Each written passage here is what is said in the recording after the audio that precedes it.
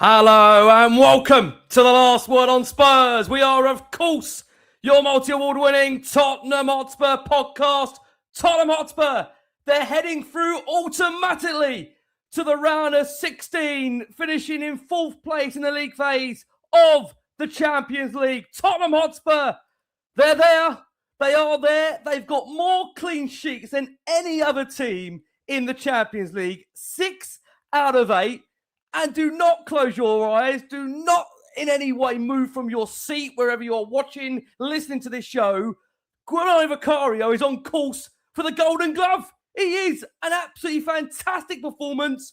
Proper European display. A dominant Spurs side. What a football club. What a show. What a panel. I'm joined by Jason McGovern. Is back in the house. The Hart Man is here.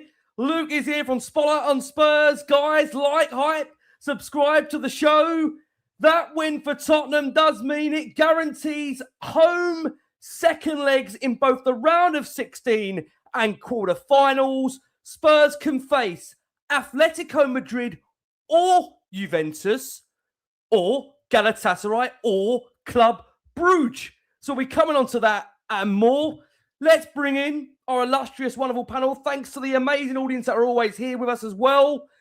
Just to put it into a bit of context, look, big win for Tottenham. It's crazy the comparison between Tottenham's domestic form to the European form. But look, it was a Frankfurt side that were winless in 6 games and won just one of their 8 matches in the league phase. But don't take anything away from the performance from Spurs because, Jace, to open with you, I can't believe I'm saying it this season, that was a properly balanced, mature away performance from a Spurs side in the Champions League. And even though, look, it's been difficult to say we've been a top side for a lot of this season, we've had 2 massive wins this month, Dortmund and Frankfurt, which many might not have expected given the Premier League form. We also, importantly, avoid the punishment round as well, which I know as many was worrying about.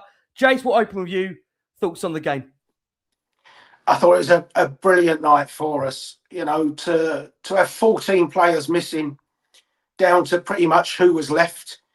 Those players knew, a little bit like Hoffenheim last year, that those on the pitch have pretty much got to go through 90 minutes.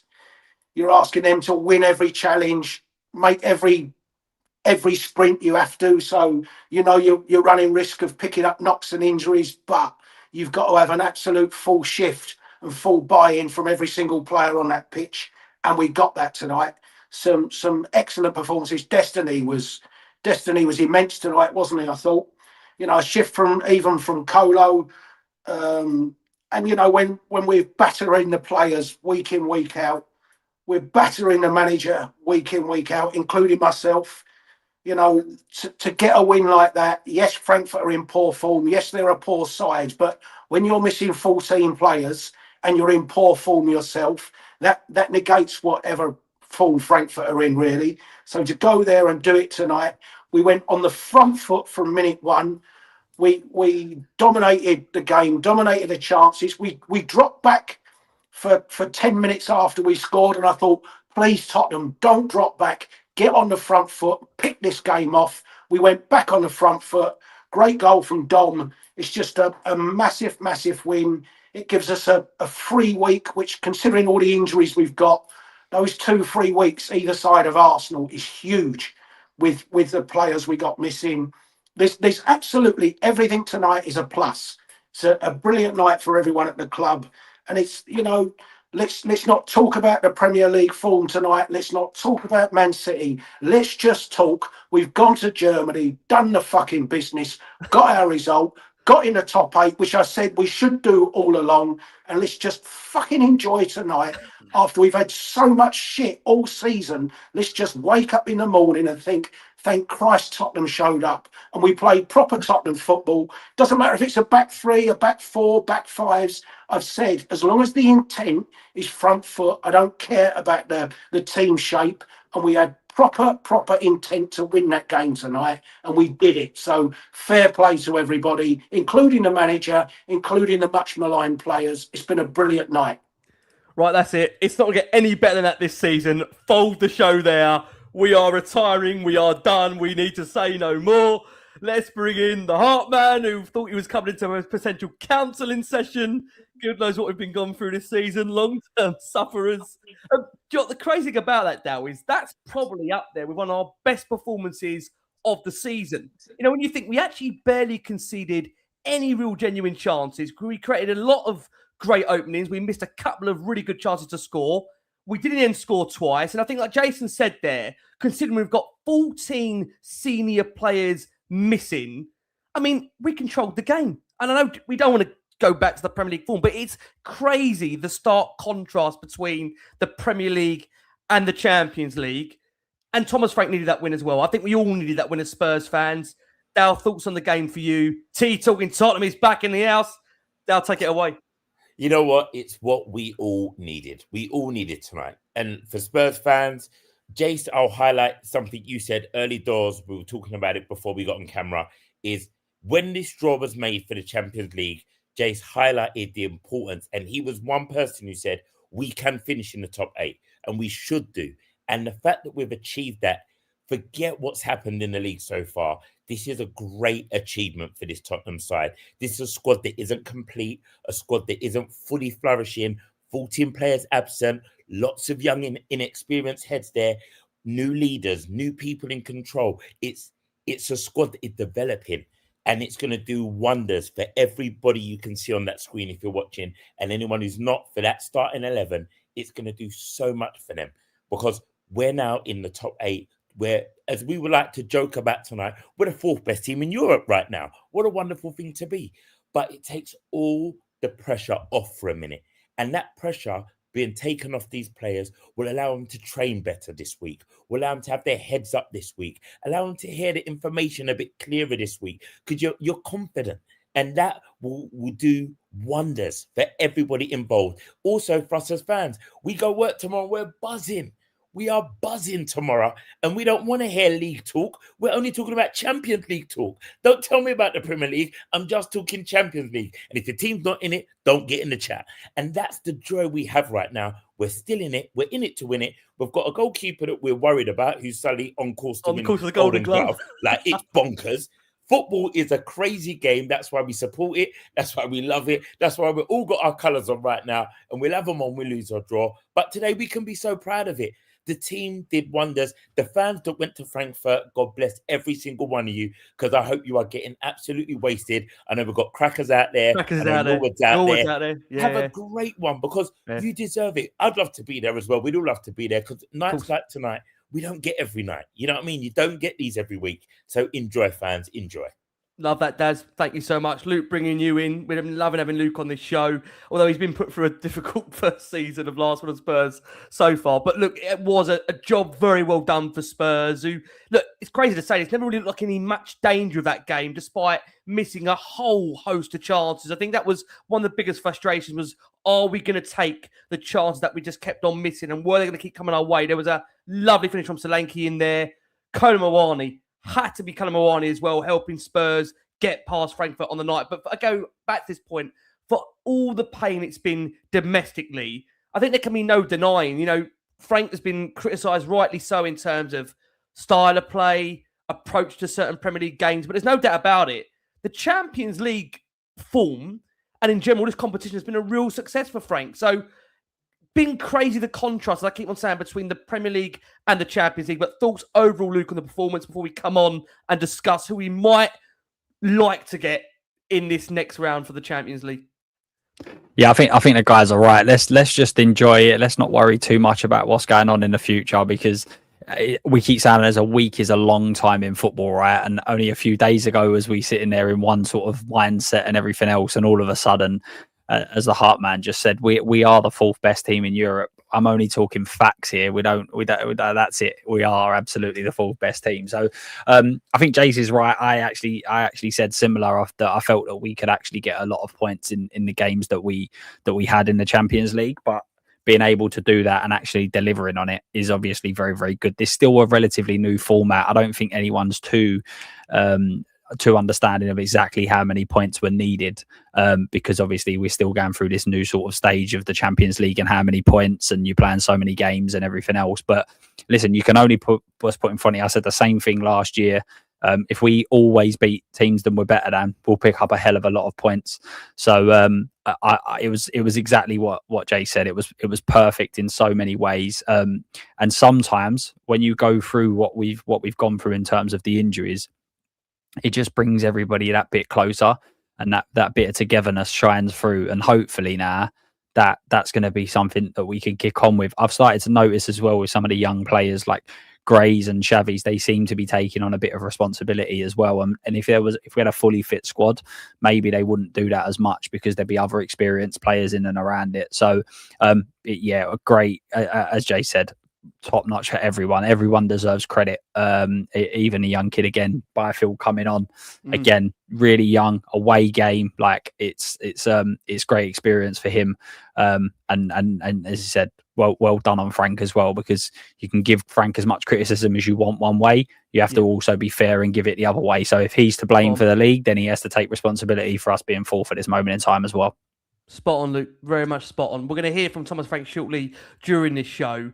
We got so carried away by the nature of Spurs advancing. I didn't give you the match facts and stats. I quickly will give you them. It definitely did finish. Frankfurt 0, Tottenham Hotspur 2. At Frankfurt, the 4 shots to Tottenham's 15. Frankfurt, the 1 on the night to Spurs' 6 on target. And touching the opposition box, Tottenham dominating that stat as well. Frankfurt, the busier of the 2 goalkeepers on the night as well, 4 saves to Tottenham's 1. Spurs, they missed 3 big chances during the game, and I think that's why there was concern as to whether Spurs would get this game over the line or whether there would be a concern over Frankfurt in the second half and whether they would come back to haunt us those missed chances. But Frankfurt registered 2 themselves in terms of missed chances. Tottenham, isn't that quite nice to see? Shots outside the box, 8. So we can take shots outside the box, 8 of them to Frankfurt's 2. We dominated the corner count, 5-0. We edged possession 55% to 45%. Tottenham also XG higher than 2.01 to Frankfurt's 0.95. And as I mentioned, guys, at the start, if you can for us, like, hype, subscribe to the show, that would be greatly appreciated. Make sure you're doing the same for Luke over at Spotlight on Spurs and T Talking Tottenham.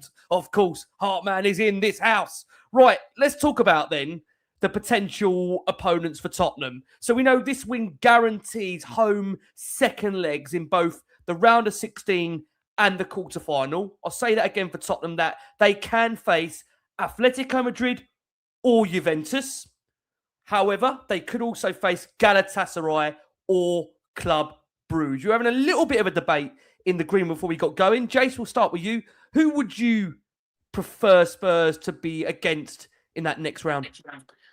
Of the 4, I'd probably take Gala, despite the difficulty of going to Turkey. Every time I've seen Bruges over the past 2 seasons, they play real front foot, high energy, young side, and I've seen them go toe to toe with Barcelona. They done Villa. They were toe to toe with Juve last year. Don't underestimate Bruges. They're a decent side. And from the other side, you'd probably take Juve, wouldn't you? But you've just got to be aware that Muani's he's stuffed his old club in PSG. He's stuffed an old club tonight, and it's just prime that we send Juve Kolo Muani and he comes back and dumps us out. But I'd sooner take Atletico Madrid's the one that I don't think anyone really wants, because that is shithousery at its highest, isn't it? The dark arts team that you know. They're just a horrible side. Simeone's just a horrible manager, so that's the one to avoid. But I think of the 4 teams, I think I'd sooner take Gala, because although it's difficult in Turkey, I think you could get at them at home, and that's the one I prefer. But the fact of the matter is, you get who you get, and just we got. It's not until the middle of March, those games. Yep. The first leg of that, because we've been knocked out the FA Cup, so we'll play Palace at home. And then we've got a completely free week before we have to play that. Before we play that playoff leg, that leg, and you've got Liverpool in between it.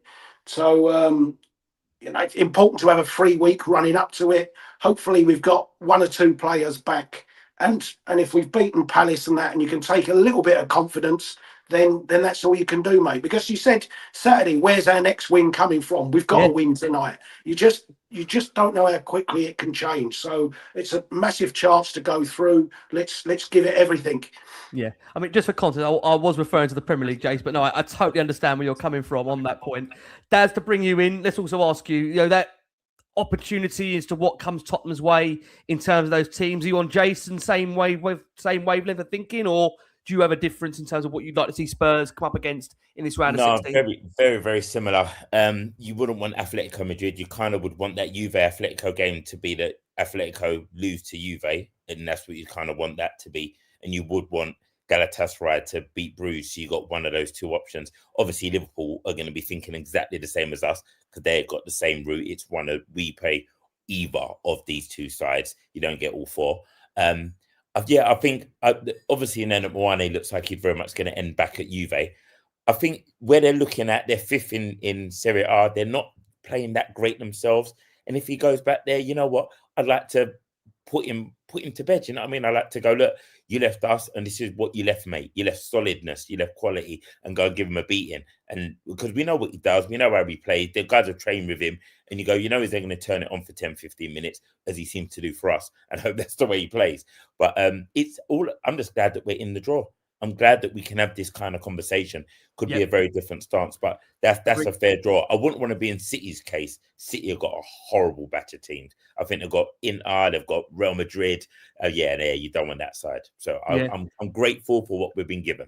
It's a mad one, isn't it? Because actually, if anyone's actually seen that crazy result that's come through, of course, for Real Madrid, where they've been beaten the manner they've been beaten to and dropped into the punishment round. I mean, this kind of goes back to what Jason said earlier, that it would have been a real disappointment, given the nature of the teams that we were drawn up against, to have not got in the top 8. Because, I mean, that's the thing. I think, a lot of neutrals from the outside looking in, Luke, would have been thinking, listen, it is a great achievement for Tottenham. Just don't get me wrong, finishing the top 8, given maybe the context of the league form. But I think a lot of Tottenham fans, when they saw the draw that came out at the time in terms of what Spurs were handed, I think there were a lot of Tottenham fans thinking, given the nature of what we were given, it was a bit of a Europa League, draw, bar maybe Paris Saint-Germain. I know Dale's going to say about Bodo Glimt, aren't you? Going to say about Bodo Glimt? You can mention exactly Bodo? That. Yeah, there's no easy game. But I think we'd be fair to say that based on what came out, you would have been very disappointed. I know, Jason, you would have been if Tottenham had not finished in that top 8. So for you, Luke, what's your line of thinking, Luke? I will go back round to Jason in a second, but your line of thinking, Luke, in terms of the round of 16 potential opponents, who do you favour? Yeah, I mean, it is one of them where what 4 away days, by the way. All 4 of them would be fantastic to go as an away day. The right hand side of the draw is definitely the preference. You can pick out and choose different results for each club to say it's going to be difficult. Of course, it's difficult. This is the Champions League. No one's going to be easy, whether it be the away ground or whether they're like Atletico are in terms of being very difficult and very streetwise, etc. So I definitely take Galatasaray and Club Brugge. I think if you was offered again, if you was to go back to the start of the season and you were told these are the clubs you're going to play, and then in the next round you're going to play one of Gala and Club Brugge, I think most people would have said absolutely we'll take that and we'll give ourselves a decent chance. So as a preference, I agree with what Jason said. Galatasaray away is obviously particularly difficult.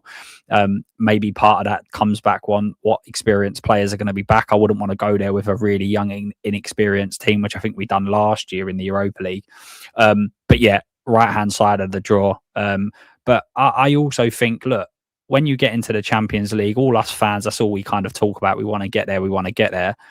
Do we want to just keep playing teams that are kind of Europa League standard, or do we want to go and come against some of the big boys and see how we can get on? So, as you said, Juve, they're struggling a little bit. Maybe it'd be a nice game to play against. But yeah, I'm happy with the right hand side of the draw. But there's promise on all aspects, I think. Yeah, it's going to be an interesting one on this point. I mean, Jason, listen, it's a night to focus on what we've done in the Champions League, but does this give you confidence? You just said to me there, we jokingly said I said to you the other week, I'm not sure where the next win's coming from. We've got the win. I mean, I meant more in terms of Premier League context. Can you honestly see now us trying to take this form back into the Premier League? Because, I mean, that was the argument a lot last season, wasn't it, about how well we were doing in the Europa League and whether we could translate that back into the Premier League form. How confident are you in any way possible that we can try and bring this into our Premier League season, use that as a catalyst now to really kick on? Well, depends how you want it to be. If you ask me, can I see us going on a run of 8 Premier League games without defeat? No, I can't. But, I see it. I've said all along, we're not going to be relegated. We'll win Premier League games between now and the end of the season. There's plenty of points for us to pick up, and I'm convinced we'll win games in the Premier League. I mean, it's hard to see it, and I can't tell you which ones they are. I just honestly believe. I mean, if you look at it, we've won 2 of our last 14 in the Premier League or something. We got 15 Premier League games left. Don't tell me we will have only won 2 of our last 29 Premier League games. That would make us even worse than Southampton last year and make us the worst Premier League team in the history in 33 years. So, we will pick up points, Rick. I'm not in the least bit worried about relegation. I know people are saying, "Oh, we could get dragged in if we lose this one and lose this one," but we will stay up. But that's not good enough. Just staying up. Of course, it's not. But tonight, like I say, tonight is about winning in Europe tonight. Worry about the Premier League at the weekend. We've got a couple of days left now of a window where hopefully we can get 1 or 2 bodies in. Now Europe's sorted. You've got teams like Marseille and Napoli knocked out, so you may be able to pick up 1 or 2 players from clubs like that. Just to ask you on that point, Jason, how critical was that win tonight, given the nature of the remaining days of the window? Is that going to potentially convince players? Do you think it will? I don't know if that alone will, but it just means that, now there's a few players available and we don't look quite as much in the dirt as we did. We don't look as badly off as we did. So hopefully you get 1 or 2 players across the line, even if it is Andy Robertson, whoever it is. We do need a couple of new bodies just to lift things. Don't forget, you can only register 3 changes. So if you go and sign 6, you can't play all 6. No. So presumably Conor Gallagher's going to come into that squad anyway, isn't he? So you got to be a little bit careful like that. But, tonight's just enjoy tonight. Worry about the Premier League at the weekend. Just enjoy tonight for what it is, mate. Totally agree. I mean, Dale, just to come over to you on that point. How important is it now that, on this point Jason is saying here, enjoying the game, enjoying the result and the nature of it? I think that would have really been a real good feeling for fans of just what Jason said in his opening there. They were front foot. They were looking for the second goal. They were trying to go on, a real, it feels positive approach to the game. I know Jason was worried a little bit in the second half that after the first one, were we going to sit back? Did we drop back slightly? But the great thing is we got the second goal and you could just see a relief around the playing group. How important is that, Dal, at this point in the season? Jason said it could be our Hoffenheim moment. I'll remind people, 14 senior players missing. How big could this moment be at this point of the season, Dal, for this group? It could be absolutely pivotal to what our season represents at the end, because you've got a group of players who are struggling as a squad. We've got so many people out. We've got confidence being at a low. We've got a fan base that is screaming for something. We're looking for intensity. We're looking for performances and we're looking for results. And we went away in a game that if we had lost today and get dragged into that mash up and mix up of that draw because look at that next pool.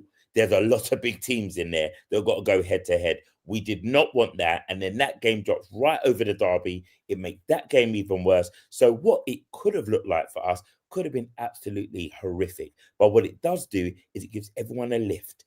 Everyone can get on the coach, get on the plane, go to the hotel, and there's smiles, there's camaraderie, there's laughter, there's joy, there's celebration. And that energy, as I said, it's so important. Just that feeling as a human being, just feeling good, proud of yourself. And when it's the young ones as well, you got to remember these are boys that are still very much learning and they're still grafting and they're working it out amongst each other. And our manager has been in the mud. And suddenly he comes out of that today. He'd probably been a presser, not being asked about his future. Like, leave that question alone. Just let him just play.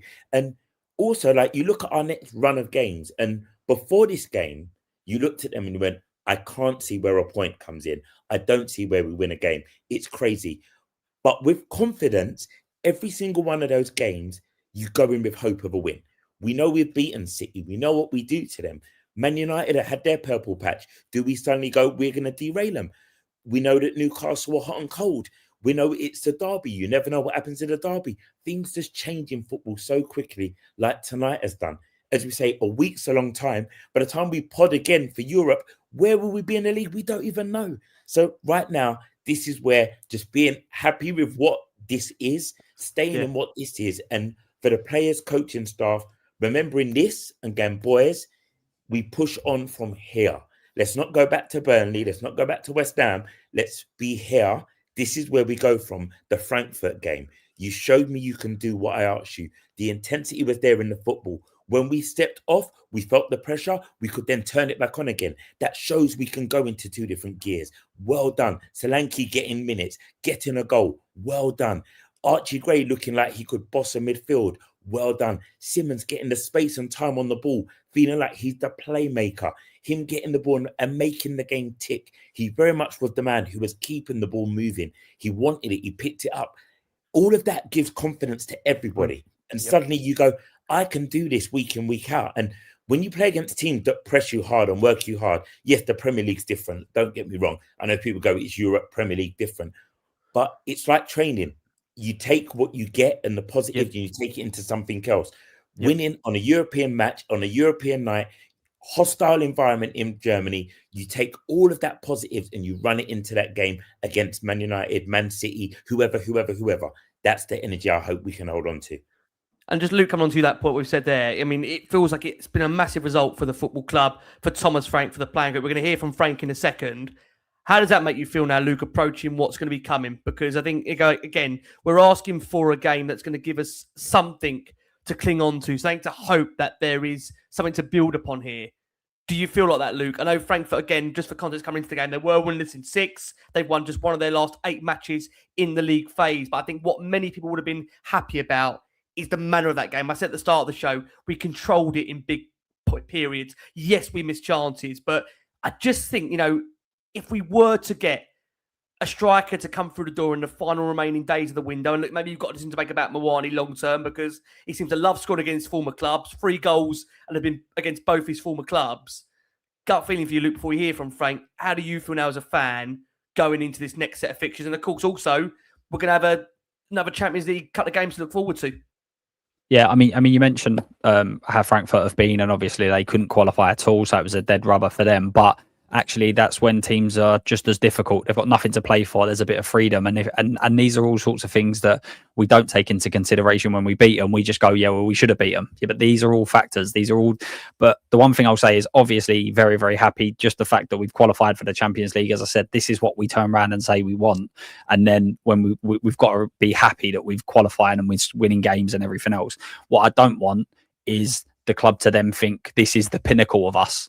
This should be where we kick on from, right? So don't go, now we don't need any players because look at what we've achieved. Look and go, well, actually, if we had 1 or 2, what could we actually achieve? So that's the one key thing that I think we need to, I'm not trying to dumb down what we've done. I think it is totally brilliant. But this should be the benchmark where we go, right, we kick on from here, not we stay at this level, right? So not only have we done well in the Champions League, right? Well, now if we go and add a couple, and Jace is right, you can only make a couple of changes because Gallagher probably comes in.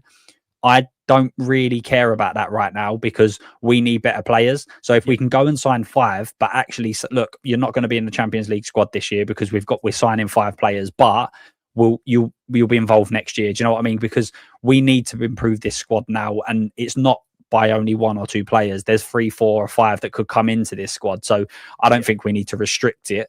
I understand why that maybe is a difficult sell to sign-ins, but unfortunately we're not in a position where we can say, we only need a couple because the injuries, obviously we don't know what's happening with Muani. We don't know what's happening with Kinski.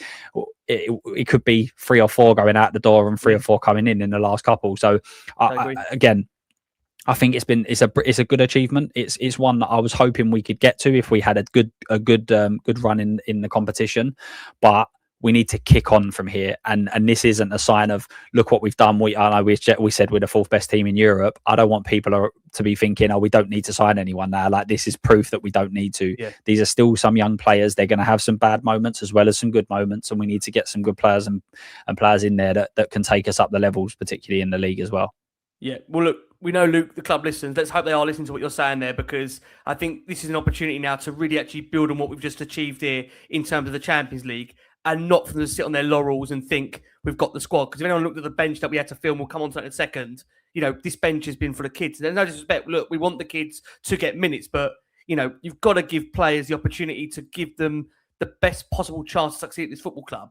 And they're only going to do that around as well, better players. So look, before we touch upon that, before we touch upon the game in more detail, let's hear from the man that has guided Tottenham to the round of 16 of the Champions League. And that man is Thomas Frank. Let's hear from the man. Thomas Frank on the back of Spurs advancing in the Champions League automatically, where they set themselves up for a round of 16 tie. And as we know, a home second leg as well to come. Let's hear from Thomas Frank. Thank you. Good evening, Thomas. Job done, professional, efficient performance. What was the most pleasing aspect of it for you? I think first of all, very happy for the performance. I think the players showed great character and mentality. We basically had 12 available outfield players for Dortmund in this game, and both games the players stepped up. And I think this game, we were more or less in control from beginning to the end of the game. I think that's a big thing. I need to say, you've seen some of the result in Champions League tonight. See some result throughout the league phase. There's no easy games, so we are sitting here with 17 points. Finishing fourth in the group stage, 16 sheet. I think it's very impressive. But throughout the game today, I think we were good in the high pressure. I think we looked strong when defended low. I'm very happy how we progressed with the ball and how we got quicker up the pitch. And then, of course, still working on creating. But I think we created quite a lot today, which I'm very pleased with. So, yeah, very, very happy with that. And then, of course, the fans, I think, was fantastic. Very happy. So many that travel in numbers and the support throughout the game. On a personal note, this is your first time ever managing in the Champions League. You've taken a side through in fourth place. The likes of Real Madrid and Inter and Paris Saint-Germain, they have to go and play a playoff now. Can you take some personal pride in that? Yeah, of course I'm happy, but it's not about me. I think I'm very happy that the staff, the players, everyone, how we prepared the team for these games in general, I think is very positive. And I think, of course, we need to look forward to a round of 16s, which is hugely important for that you are qualified for everything, but also give us some time between games to train. And I also think that, say, the 3-4-3 also looked good the last 3 games. Congratulations, Thomas. Randal Kolo Muani, another goal against a former club. How do you get him playing like that week in, week out in the Premier League? First and foremost, I'm very happy that he scored the goal. I think actually he looked like a threat. He almost was an assist. I can't remember who scored the first one that is loud, but he was heavily involved in that. Great action. I think he has other great action throughout the game. So I'm very happy that he got the goal, and I said to him, please start scoring against other than only your former clubs. That'll be nice.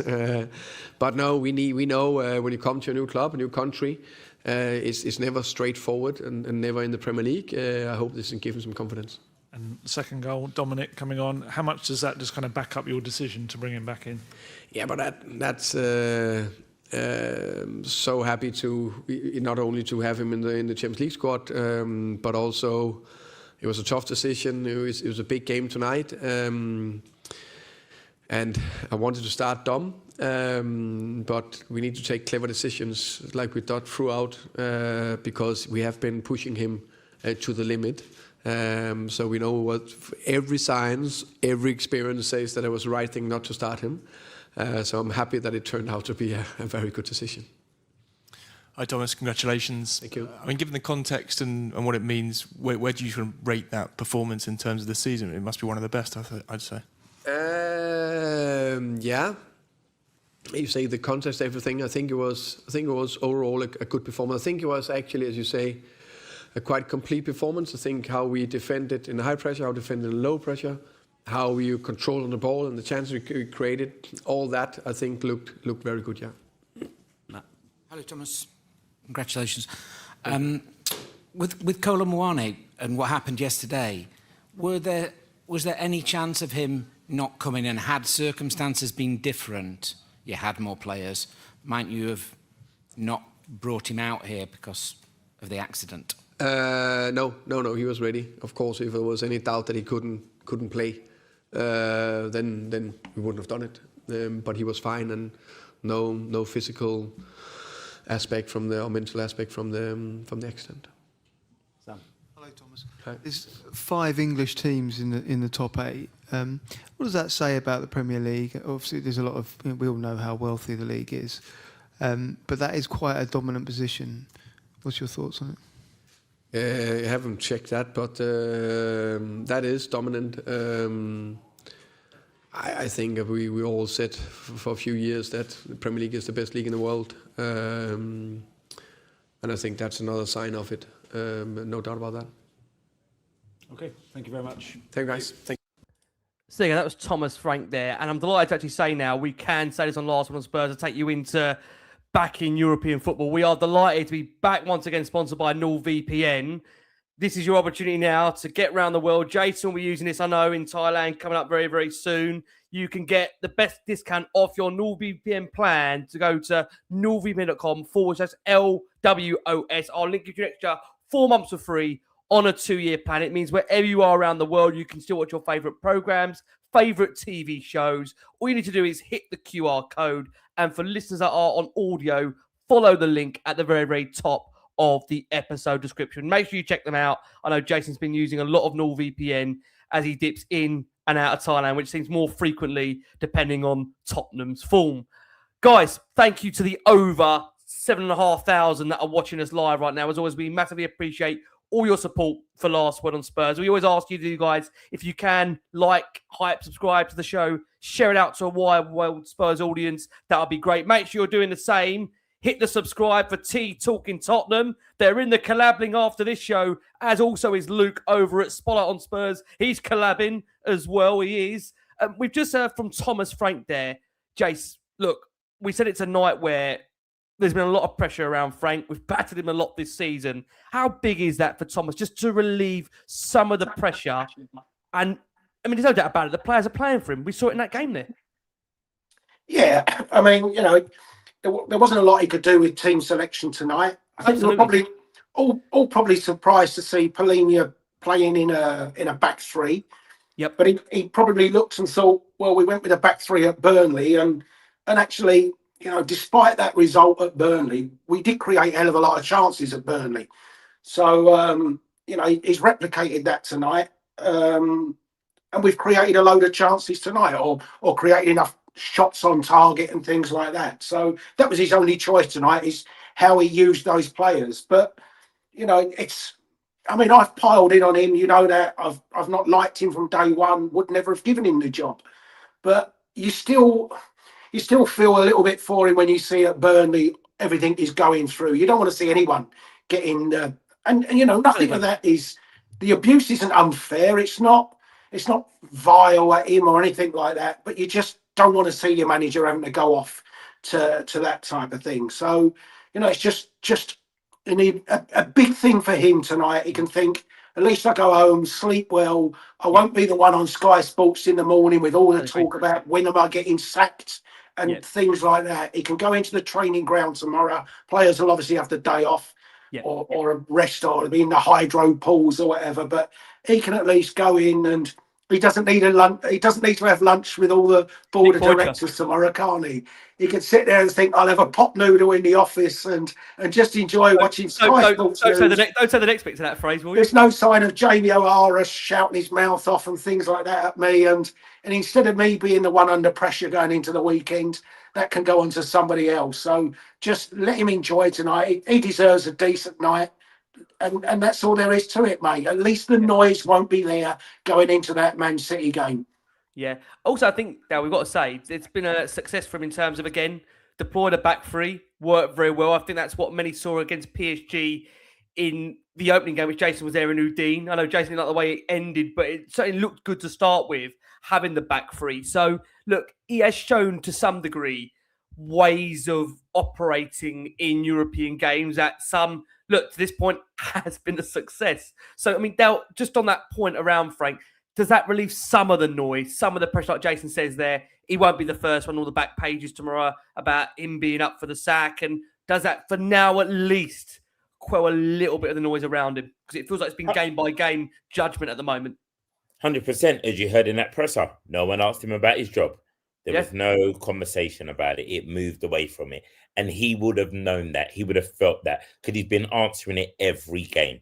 This game, there was no conversation about that. So it's proved there. He doesn't have to worry about that today. Jason's absolutely right. He can have a night for himself where he can be in his own thoughts, in his own head. He can celebrate. He can have a pot noodle, whatever he wants. Other brands are available. You know, we've got to do that. And he can just have a good time. And literally, it must be a nice feeling for him to see that some of the things that he's been trying to implement at Tottenham worked.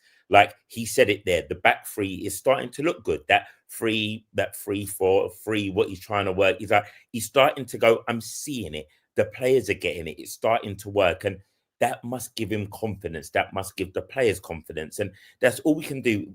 In times like this, small wins. And today, take the small wins. Yeah, I mean, Luke, coming over to you. Look, we've gone from it being judged on a game-by-game basis to the most bizarre situation where, look, we've said about it, the league form is horrendous, but in the Champions League, it's like we're a completely different team under a completely different coach to some degree. I mean, on that basis, Luke, where does this leave him? Do you think he will just get a little bit more time now? Because I think we've made this very, very clear, and Jason said there's a lot. There's no obvious person out there that's going to come in and automatically potentially transform the league form. So the hope will now be that we're going to take what we've done in the Champions League and hopefully build that into the Premier League. And who knows, with these final days of the window remaining, like Jason says, he gets a couple of players in that maybe gives us a bit more options, a bit more flexibility in terms of the team. We are decimated by injuries right now. Would that be the hope for you, Luke, that we can maybe veer this conversation away a little bit around this job? I know Man City's on the horizon. I know there's tough games on the horizon. How do you judge it, Luke, on the back of hearing Frank speak there? Yeah, I mean, 100%. As Jason mentioned, this isn't personal on the manager. I think anyone, if we step away from the Tottenham Legions, I think everyone can say Frank is a decent guy, someone that you would always wish the best on. So it's nothing to do with. It's just the way Spurs fans are almost ingrained in the way that we expect things to happen. And if Frank delivers performances like he did today going forward, then there won't be conversations about him, because if we carry on playing like we did today, we will pick up more points. We're playing better football. We're looking better defensively, and we are trying to win games. So I mentioned last week, I said it quite often about optics with Frank. And sometimes when it's going bad, everything happens, everything's negative. So against Burnley, they have a shot, it bounces off the keeper, drops straight to their striker, he pops it in. That's the sort of run you're going on. Today, he's opted to play a 3 at the back or 5 at the back. If we'd have lost, it would have been a 5 at the back that he played, and it would have been all negative. He's played that 3 at the back or the 5 at the back. It's worked. He's dropped Solanke, and Muani started, who I've turned around and said I don't think he'll play for Spurs again after the sort of performances he's delivered. He starts, he scores. He then brings Solanke on, he scores. So all of a sudden, every decision he's making is actually working. When you say going for a bad run, then that doesn't happen. It's every decision you make goes wrong. So these are the sorts of things. Is it a turning point? I kept saying Frank hasn't had a moment at Spurs at this moment in time. He hasn't had a moment where it's gone, that's it. Hopefully this is the moment. There's been a few times where we said he's had a good half here. Maybe that's the moment. But hopefully this now is, we've got a few more days. I've said this for weeks and weeks and weeks. It doesn't matter whether you think Frank's the man, and it doesn't matter whether you think he's not the man. We need better players, whether he is or he isn't. That's it. So if we go and sign these better players, give him a benchmark to go and progress and make us a better functioning team. And I think at the very least, all of the club want to make sure we get to the summer and then we reassess how life is. And if he gets to the summer, it means we've improved. It means we're going to be happier as fans. And as I say, I still think that we have to deliver players now. This isn't a case of he's able to go and take this on to the next level because he needs better players, in my opinion. Spawn, Luke. Jay's coming from that point. Yeah, I think as well, in terms of the 2 campaigns, however you are tactically, however you perform, you just also need, in the course of the season, a few breaks go your way. And we haven't had many in the Premier League. And you think, day one, Villarreal, we won it with an own goal, with a shocking own goal. Bodo missed that penalty to go in Norway. You've had the Dortmund player sent off last week at 1-0.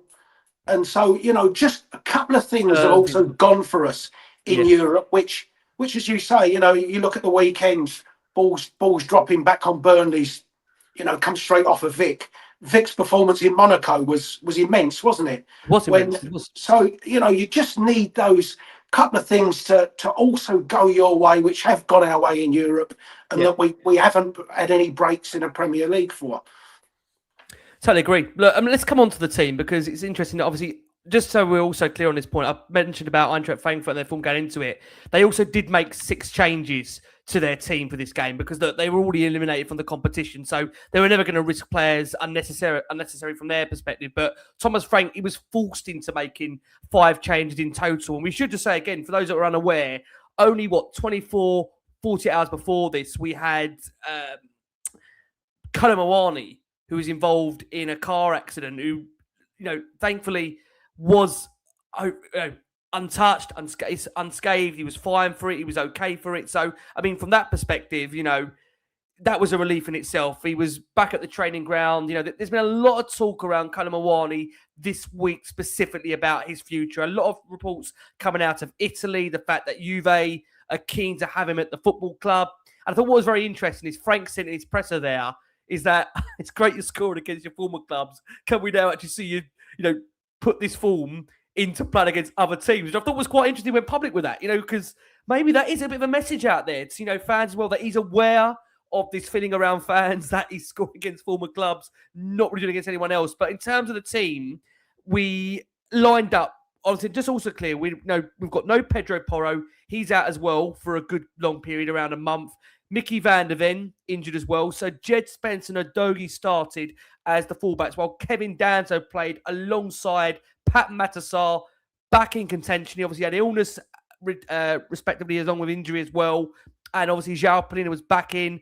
Both started with Archie Gray. So Spurs lined up with their team of Vicario, Spence, Danso, Romero, Udogie, Palhinha, Gray, Odebear, Sarr, Xavi, Kolo Muani, and a bench of Kinski, Austin, Solanke, Scala, Olasise, Kimatin, Hardy, Byfield, Roswell, Ty Hall. One to keep an eye on, obviously, is Kinski. He's been linked with a move to West Ham United. And look, who knows how close that move is getting close to being done. Don't know what you guys made of that incident in the 3rd minute where we've scored. We've got the ball in the back of the net. I mean, actually, on second view, we actually didn't get a clear VAR incident of it. I mean, were we really unlucky to not have that goal given to us, Jason? What do you reckon, Jason? Were we unlucky on that one to not have had the goal given on reflection? From the first camera angles and that, I couldn't see why it was disallowed. Yeah. But when you saw one of those angles, you saw your doggy just give the bloke a little tug, and the ball was going in that direction, and you actually saw the referee put his lips to the whistle even at that point. So he allowed it to run, but actually, when you look at it, it probably was.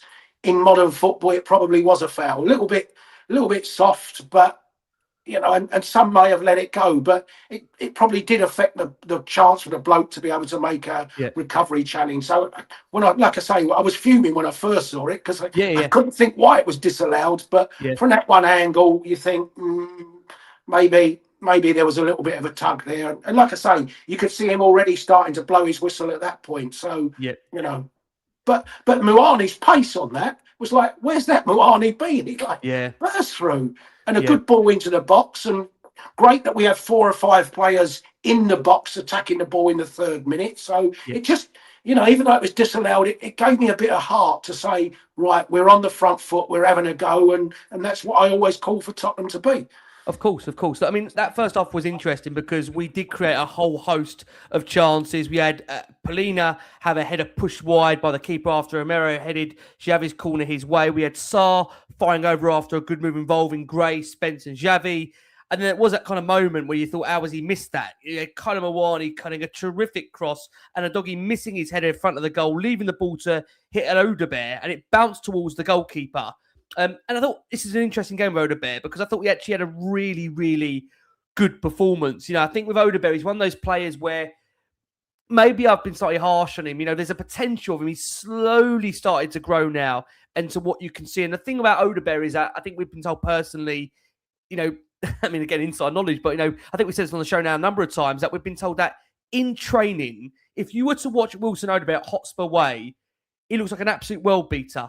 But the problem for Wilson is that it's trying to translate that into games in the Premier League and the pressure of the nature of it all. And from what we've been told, he does feel the pressure playing at the Tottenham Hotspur Stadium, which is a bit of a worry because, again, that's the whole thing around building mentality. I mean, Dale, coming to you about Odobert, what was your overall takeaways from him? Because you can see there's a player there, right? You can see there is, but it's just trying, like I say, translate that more often into games now. It's, you know what, he falls into something that we've been speaking about earlier, is about when things go your way, like the luck. Yeah. Sometimes you need a moment where it's not perfect, but it just works. And he had that shot today that hit the post, and you was like, let that go in for him. He's a different player. It's just moments like that he needs to happen. He's got to keep doing what he's doing, and that's getting himself in the right positions, working to the level that he needs to be working at, keep driving at players. He is a player that if you're a defender, you don't want him backing you up because you don't know which way he's going to go, inside or outside of you. And I think also what will help him is having a Solanke back. I feel that there were so many moments in that first half where we were built. I could see patterns of play suddenly. I could see stuff that had been worked on in training offensively. And I was like, oh, this looks pretty. I see the format here. I see when you're trying to go build the pressure on one side, the big switch to Odobert, he whips it in, or vice versa for Spence or for Odobert. I could see the idea, and I could see the runs in and then coming back out. And I think having Solanke in there, knowing that Odobert is going to go, he'll get more assists, and suddenly that builds your confidence. I feel there's so many elements of this team that are just starting to go, it could work, it could improve. And I feel that Odobert is one of those players that his confidence, as we've all been hearing, he is a phenomenal player in training. The ability shines there. And I feel that when he gets under the pressure, under the lights in the stadium, I feel he needs a moment now to allow him to be confident in himself. And maybe that is tonight. Maybe he goes, that win, and everyone patting each other on the back and people saying to him, it's coming, mate, yours is coming. And being able to send that energy to him may make him have a worldie against Man City. That may be his moment. We can only hope for it.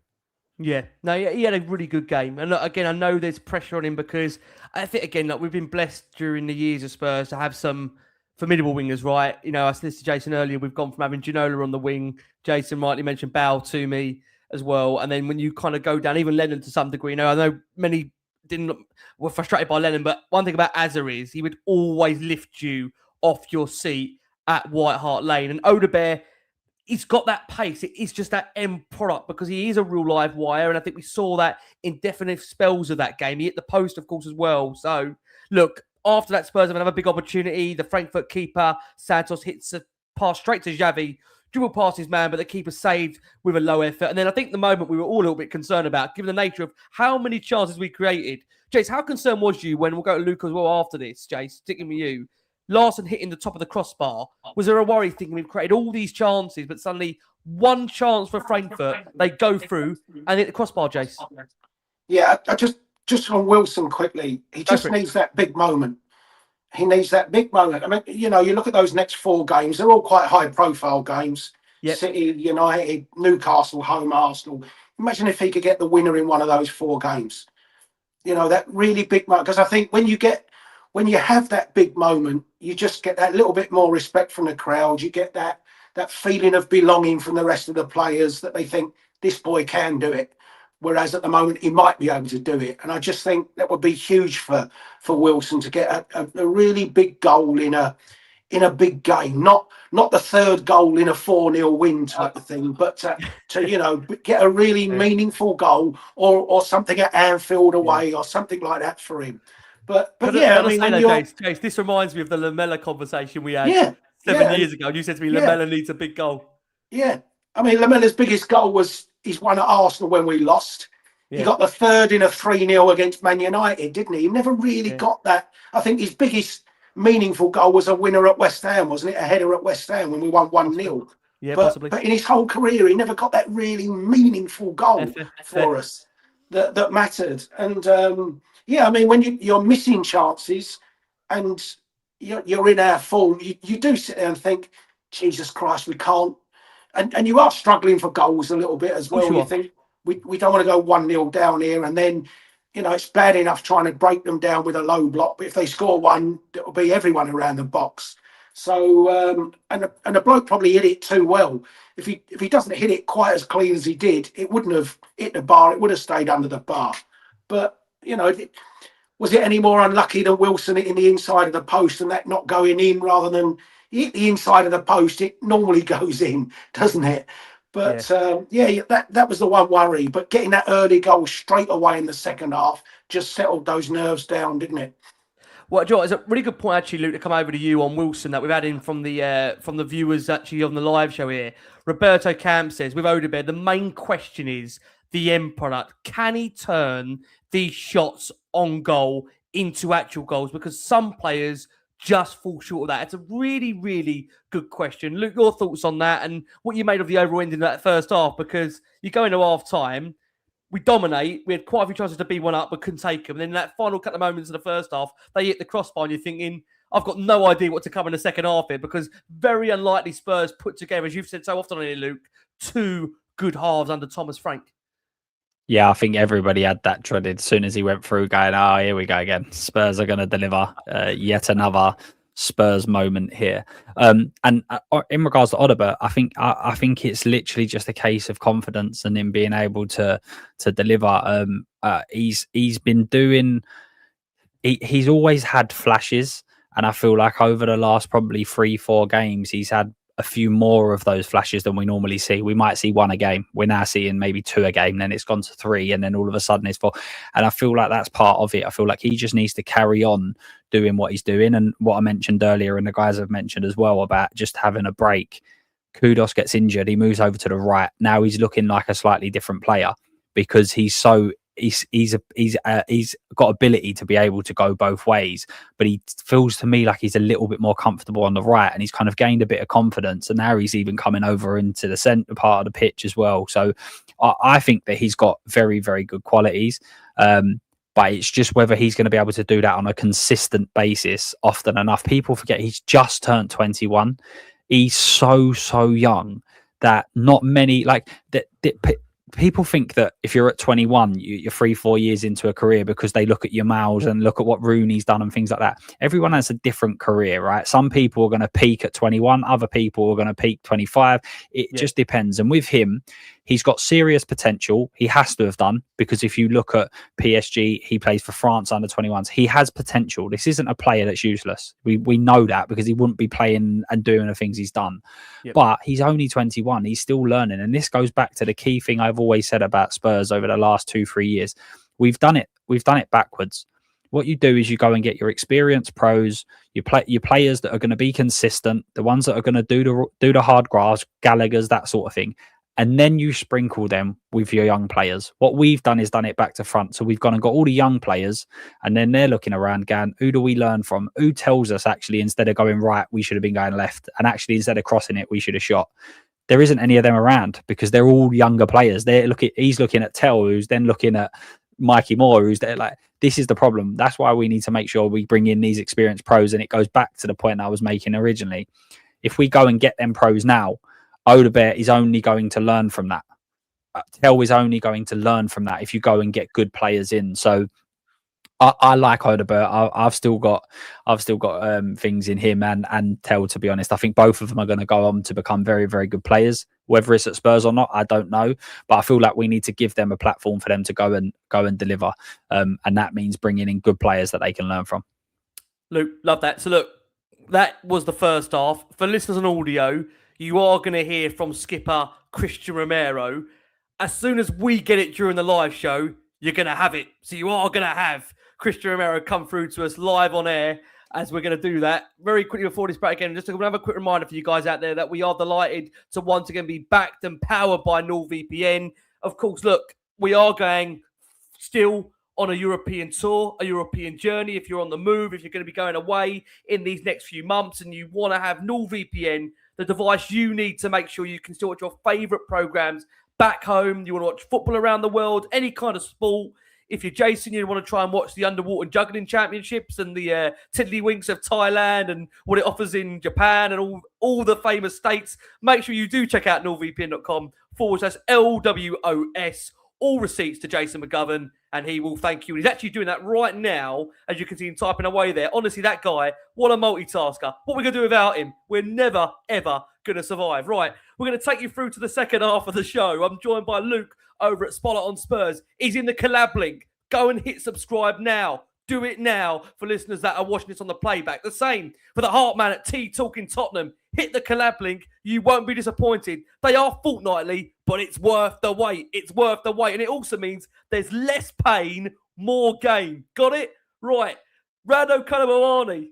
We had a good start to the second half. He put the ball in the back of the net. And as Thomas Frank had said in his press conference, all he's got to do now, Dal, to come over to you, is bring that form consistently against teams he hasn't played against. How good was the finish, Dal, to put us one up? It was delightful, wasn't it, Dal? The little flick?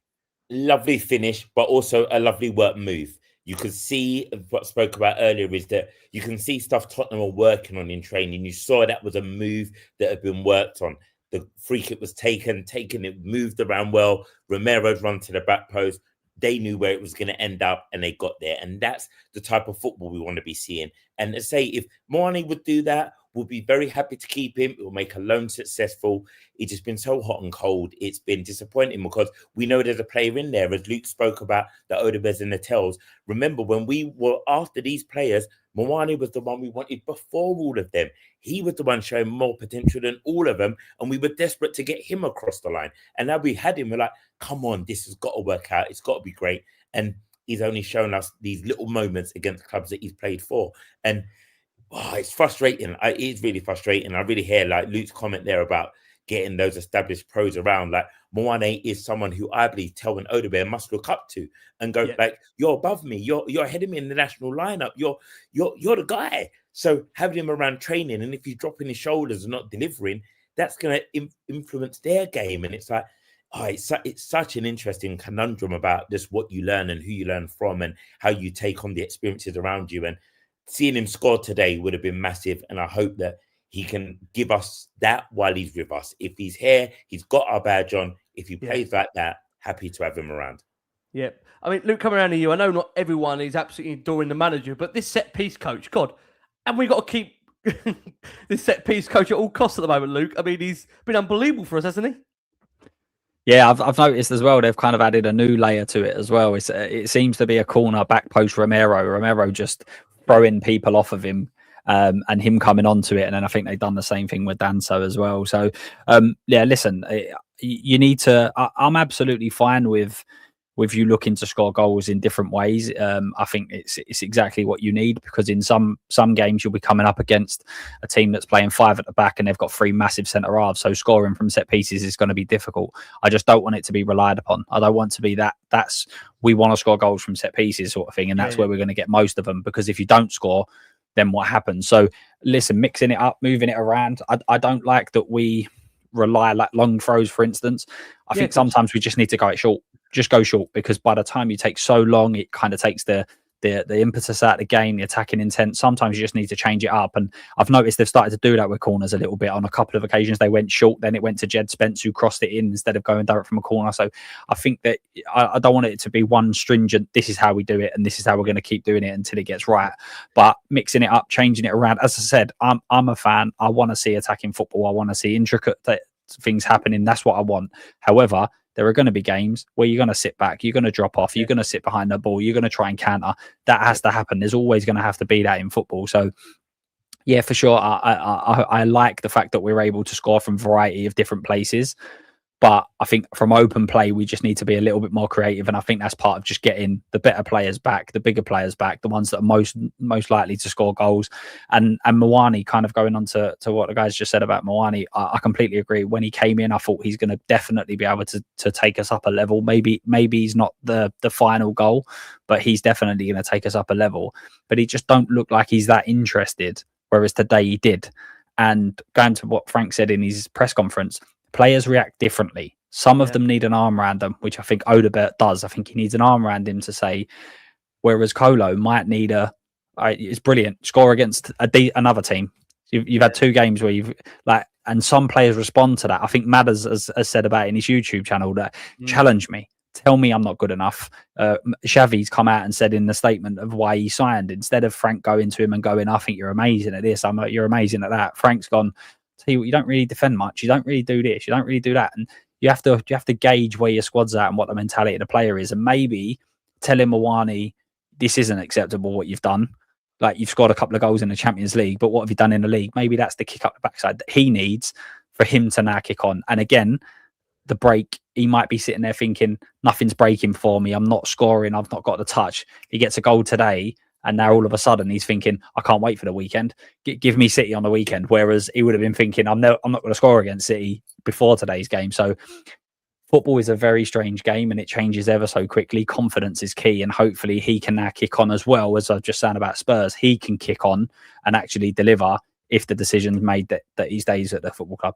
Yeah, just on that point, Jason, with regards to Muani for you now, is there any doubt in your mind Muani's going to be here come the end of the transfer window? Or do you think that's now signed, still delivered? The fact he's got that goal there, Frank said what he said. Do you think it'll definitely be here come the end of it? Or can you see a scenario where a striker does pop out in these next few days and feels a better option for Tottenham, where they would allow Muani to go back to Italy? Because let's be honest about it. I mean, like Lucas said there, like Dower said, he's looked really disinterested most of the time, unless he's been playing against a former club. 3 goals, all against his former clubs.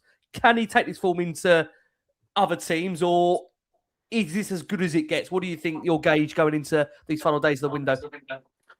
I still think he would like to go back to Juve. That seems to be the move that he would want, and therefore it will just be, can we get somebody in as a replacement for him? I mean, Tell could replace him in the European squad, so in that respect, but you still want that extra body in, and you still feel that probably Dom will start up front in front of him on Sunday, when we got City Sunday, isn't it? I think Sunday. Dom's on Sunday, yeah. So I'm not so sure we've seen enough even tonight to do a complete 180 on him, but I think the only way he'll go out is if we do get somebody in. That's the key thing. And but maybe the key for him is crashing the car, mate. Maybe that was the break he needed. Maybe that tyre blowout is all he needed, and it put the fear of Christ into him, and it did enough to give him the jolt that he needed for tonight. It's a bizarre one, isn't it? Because I mean, like you said there, Jason, in a perverse way, that incident happening, look, you would never wish that on anybody, like we said there. But does that kind of maybe give him the jolt he needs to think, you know what am I doing here? It's an opportunity. I'm at a football club where, I'm going to get a regular run of games. It's a real opportunity for him. Or am I looking too much into that, you think? Well, that picture of him on the side, sitting there on the crash barrier, looking, I thought of the caption, I play for Tottenham, get me out of it, wasn't it? It reminded me of one of the Jungles. He looked completely peed off with the whole thing.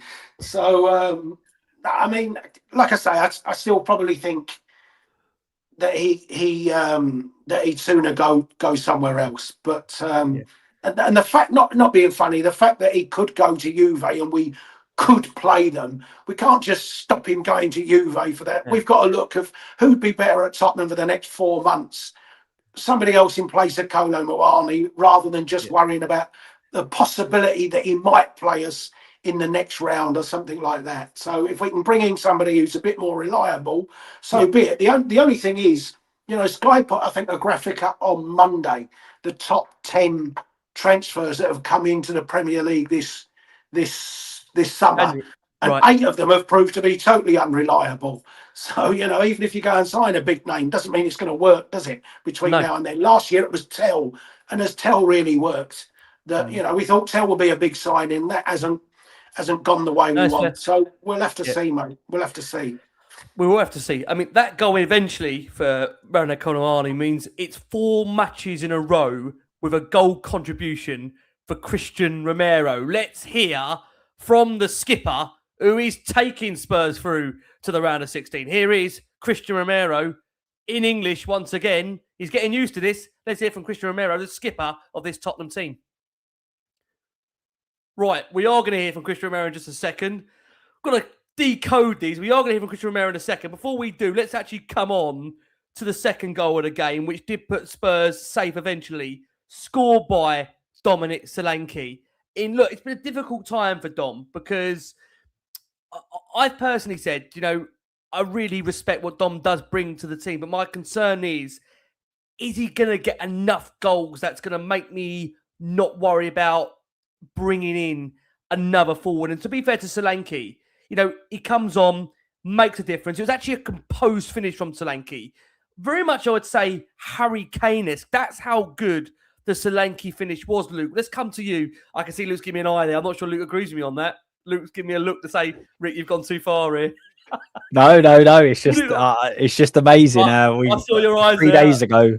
3 days ago, we were saying how bad every player is on the pitch, and now we're comparing them to Harry Kane. 2-2 in Frankfurt. No, listen, I'm just to be clear. I'm not comparing to Harry Kane, but it was a Harry Kane-esque finish. It was a great finish, wasn't it?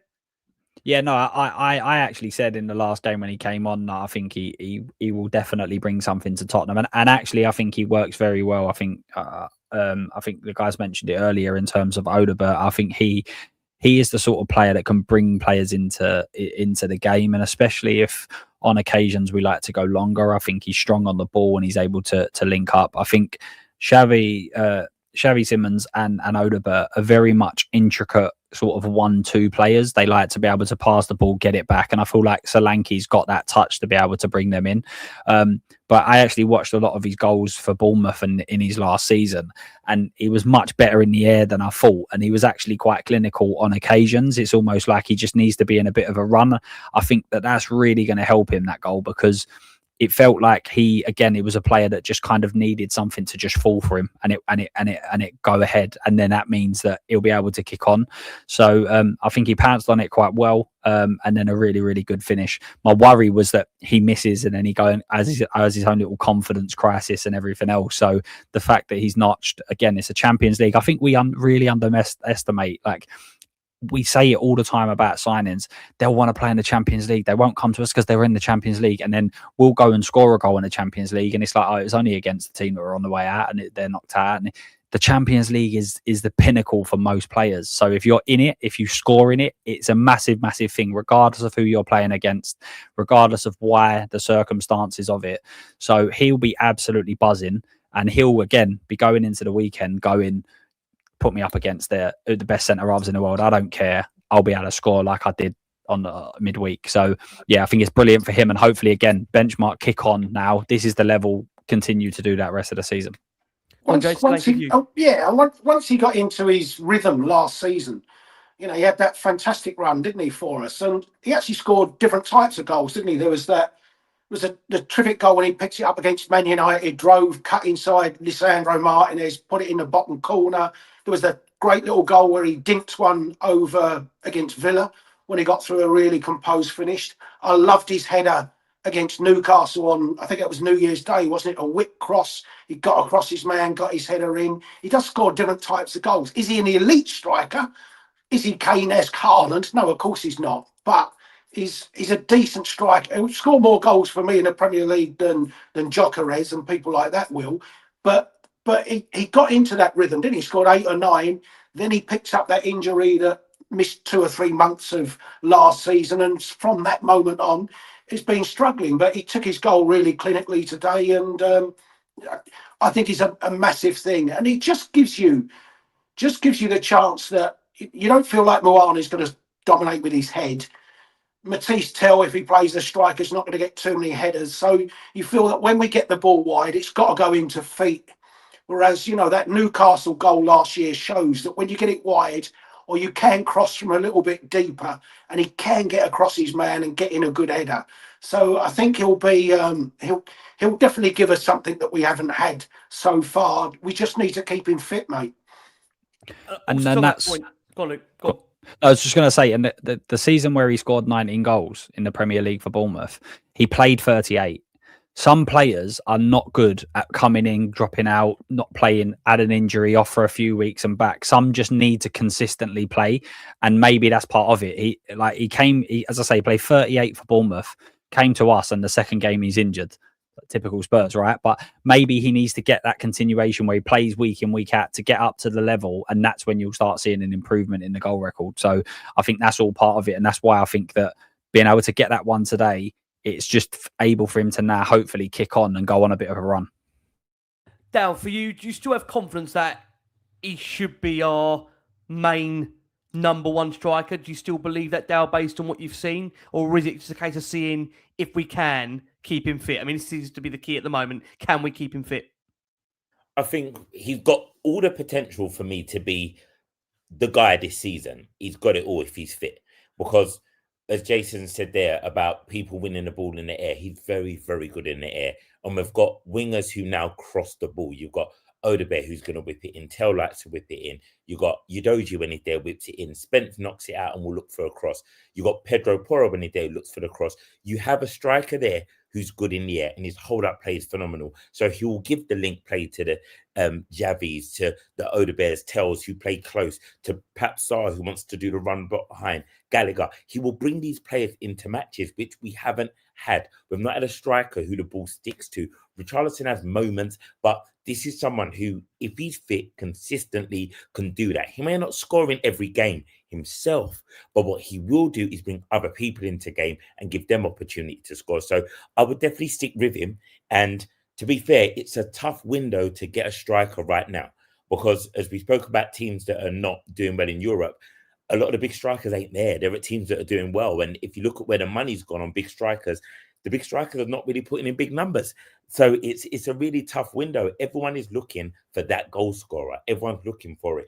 And what you find yourself is probably looking at the second tier again, where we got Solanke from, the strikers who are getting 12, 15, 16 again. Could you push on and become a 25er? And we're hoping that Solanke's got that in him. But he needs that run of games again. And as Luke alluded to, when he played the whole season, his numbers were higher than they are now. And let's hope that we can get that Solanke and see what he's got, because we've got the players around him now who can provide the assist for him.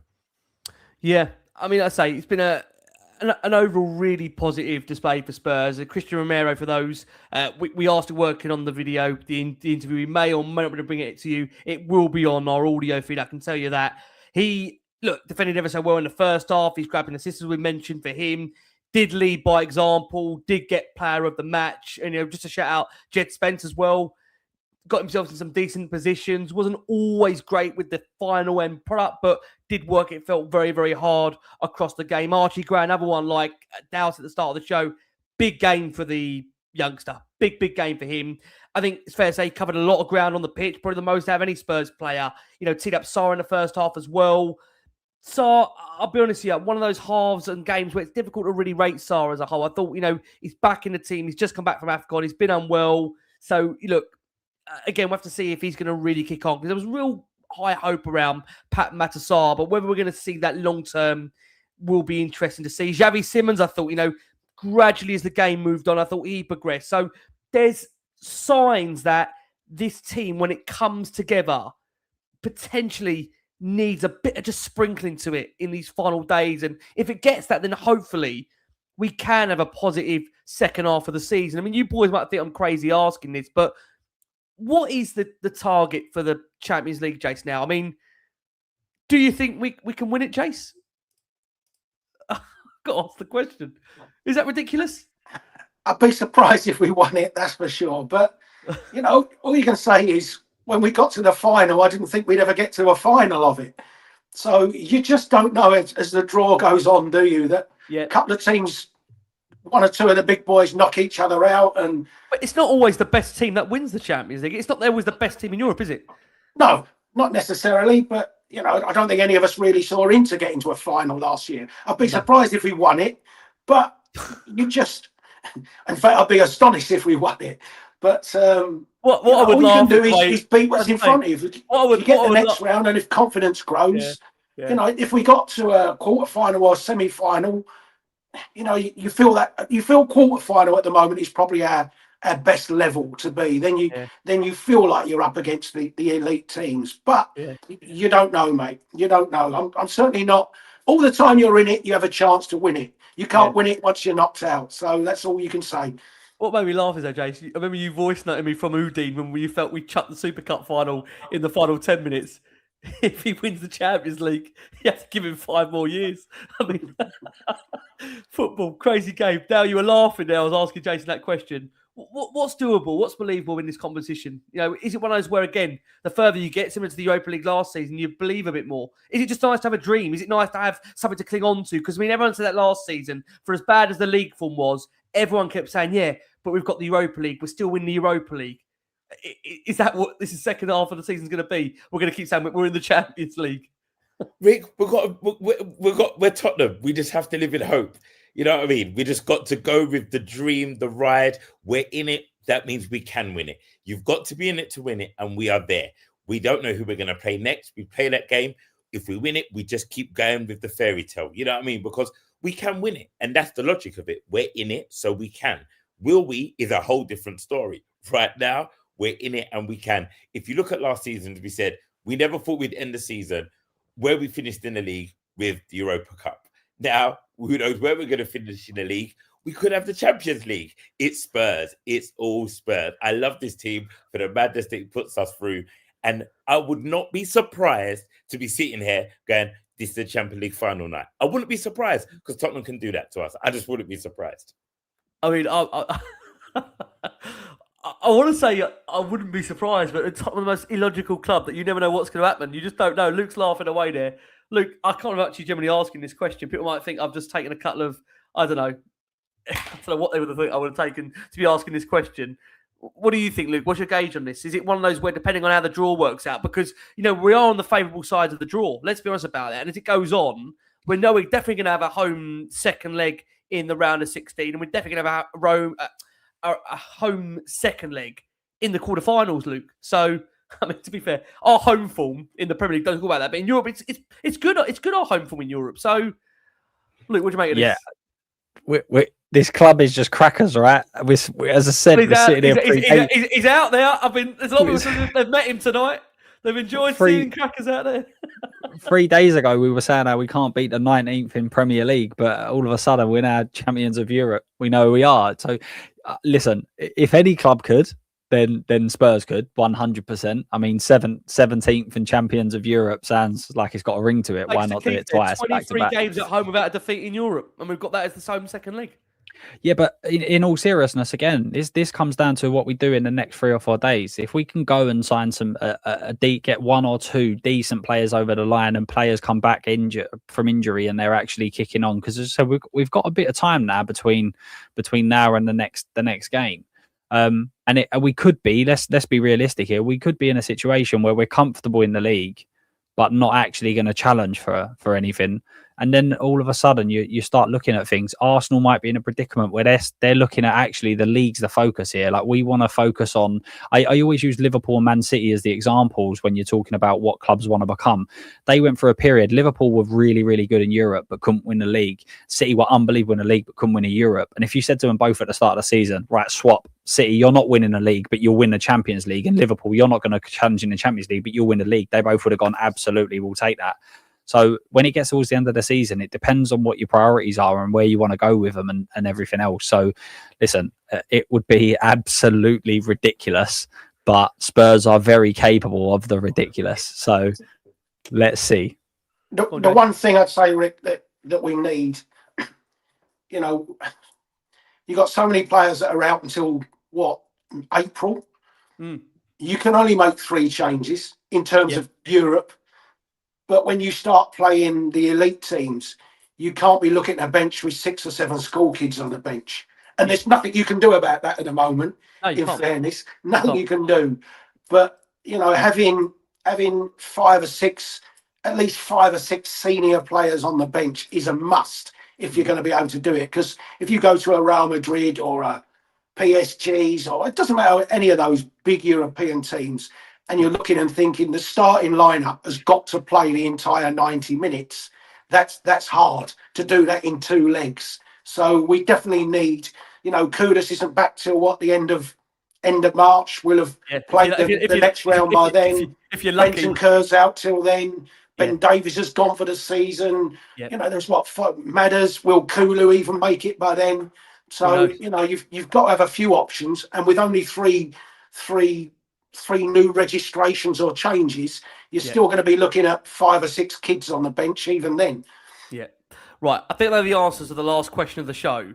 I know Jason didn't want to go to Man City, but I've heard some really weird rumblings around the Spurs community over the last 24, 48 hours about the game itself and what people feel we should and shouldn't be doing. I mean, I'm at a point where if you said this to me, Darren knows what's coming. This fixture 2 years ago sparked a lot of controversy under Ange Postecoglou, where Ange said the focus should always be on winning and nothing else. And that caused a massive, it felt, rift at the time with a lot of Spurs fans that were trying to, obviously asking Ange at that point maybe to understand the nature of the derby, the fierce rivalry of Tottenham and Arsenal, and the fact that obviously winning would have maybe impacted Arsenal's title hopes or vice versa. Jason, I think I know the answer from you. This game against Man City on Sunday, any doubt in your mind you want Spurs to win the 3 points? It's a totally different scenario from that. It's not match day 36 or 37 or whatever it was, is it? It's match day, 24? I absolutely want Tottenham to win on Sunday. And the best thing we can do to harm Arsenal's title defence, or title challenge rather, is to smash them as well when we play them in 2 weeks' time. That's what I want us to do. I want us to beat City. I want us to beat United. I want us to beat Newcastle. And I want us to beat Arsenal. 12 points out of 12, please. But, you know, we need the points. And if we get a few points on the board, we start looking up ourselves rather than most of you. I don't want to get any more messages from you, Rick, telling me we're going down and we're in a relegation battle. I'm bored of it. So, you know, go and beat City, start looking up the table, and then really go and beat Arsenal. Now we've got a 3 week either side. That's what I want.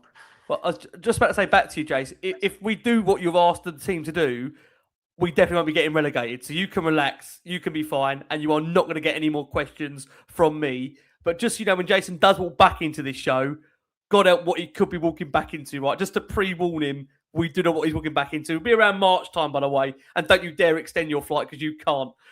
Dal, let's come to you. Any doubt in your mind about what your loyalties are on Sunday in terms of what you want Spurs to do in this game?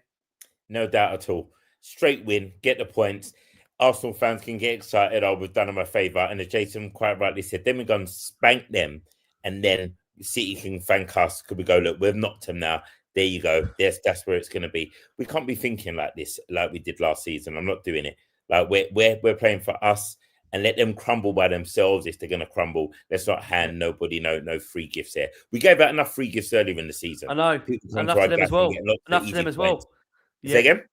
Enough to them as well. Enough to Arsenal down here as well this last 3-4 years. Don't get me started. There's no more gifts now. Let's start playing. What I've been hearing today on this pod is about a new benchmark of where we are on today's performance and the thing we should be taking forward. So let's do that. Let's take that forward. And you know, City don't like playing us. So let's go and get 3 points. Totally agree. Luke, close it with you. What do you reckon about this game? Is there any reason why there should be anything other than Tottenham fans wanting Tottenham to win? As I will say, just my perspective, I don't want to even be talking about the R word on this show. Jason thinks I should be talking about the R word, but I am worried about the R word. If we win this game, hopefully that quietens down any concerns about the R word. Luke, where's you at? No, I think Jason's right. We put so much emphasis on them last 3 or 4 games, like they were what won you the title, but they weren't. There was the 34 games previous to that. So I think what the big thing was with Spurs fans was that we was gifting Arsenal the title by beating them because it was so close to the end. Let's have it right. If we beat City now, we've not gifted Arsenal the title. Arsenal have gone and won it. There's a completely different situation here. So Spurs need to worry about their own destiny. And as the guys have said, if we can go and put up a performance against City, go and beat Arsenal, and then it doesn't make a difference. But also, it's all about what other teams are doing. If teams put pressure on Arsenal, then we'll see whether they're able to respond to that sort of thing. So, yeah, I think it's a different situation than what it was previously, and we should worry about ourselves. Jason, have the last word on Spurs. Yeah, and just also, this Man City, even if they beat us, they don't look at a Man City side that can win 10 of the next 11 games anyway, do they? That's what I'm worried about. So, you could see them losing at you know, not at Wolves, but they'll lose other games between now and the end of the season. Man City are not going to go unbeaten until the end of the season for sure. So, No. and it's up to Man City to beat Arsenal when Arsenal go there. That's the key result. But no, we need the points. I want the points. Jace, thank you very much. We are leaving Jace off to Thailand. He'll be back with us very, very soon. Jason, safe trip to you. Listen, a bit of housekeeping before we leave this show. Got to do a couple of things. I know we had a couple of messages that have come into us. No, our Instagram and TikTok hasn't been hacked. We've had it taken over by Jake Shipley. Jake is running our Instagram and TikTok account. He's going to try and grow it for us out there. Jason turned down the role. Wanted too much money, couldn't afford it. So Jason is not taking over the TikTok and the Instagram account. Exclusive for you there in the transfer window. Jason has rejected the TikTok and Instagram account. Jake Shipley is running that for us. Make sure you interact with Jake on TikTok and Instagram. Jason, do you want to come back to that very quickly? Is there a firm denial in that quickly before I go to these wonderful gents? The only thing I know about TikTok is the noise that clocks make, mate. That's all I know. Best we keep it that way. Jason, you've been a star. Before you leave this show, for those on the playback, in this collab link of this show is the Heartman, T Talking Tottenham. Make sure you hit that subscribe button. They are being pushed over 500 subscribers, I'm telling you, on the back of this episode. Dal, you've been a star. Thank you so much. Dal will be back with us for Champions League. We've got Premier League games to come. Dal, thank you. You've been a superstar. Thank you as always, Dal. Let's get you on mute. Dal, you can say your goodbyes. Dal, how are you? How are you? Always a pleasure. Say goodbye for us. Always a pleasure. Always a pleasure. Bless you for the support and the love. And yes, I'll be right here, always with you. Last one on Spurs for life. T Talking Tottenham. It's always a pleasure to be a part of that too. Now, very quickly, when is the next T Talking Tottenham dropping? We are recording the next one on Monday. Norwood flies back from Frankfurt. Then we're in the studio Monday, so you have it by Friday next week. There you go. Fresh off the drop. Back-to-back wins against Dortmund and City. What more can you ask for? T Talking Tottenham. Tune into that. And Luke, always a pleasure, mate. Spot on Spurs is growing. We saw you actually put out the stats on X the other day. I mean, the views are wildfire on there. So, listen, been a pleasure to have you on this platform, mate. We're loving having you part of the Last One on Spurs family. Luke, where can we find Spotlight on Spurs? And when's the next show, Luke? Tell them. Yeah, got a show tomorrow, 9:30 UK time, 9:30 PM. So we'll be live discussing the craziness that is Tottenham Hotspur. We're going to be discussing all of the transfers, so we'll be wrapping up after about a couple of minutes. But we're there every Thursday. We're on absolutely every single platform you could possibly imagine, and the support has just been absolutely ridiculous recently. So massive thank you to everyone, and obviously great to be back on with the guys on Last Word on Spurs as well. So thanks for having me.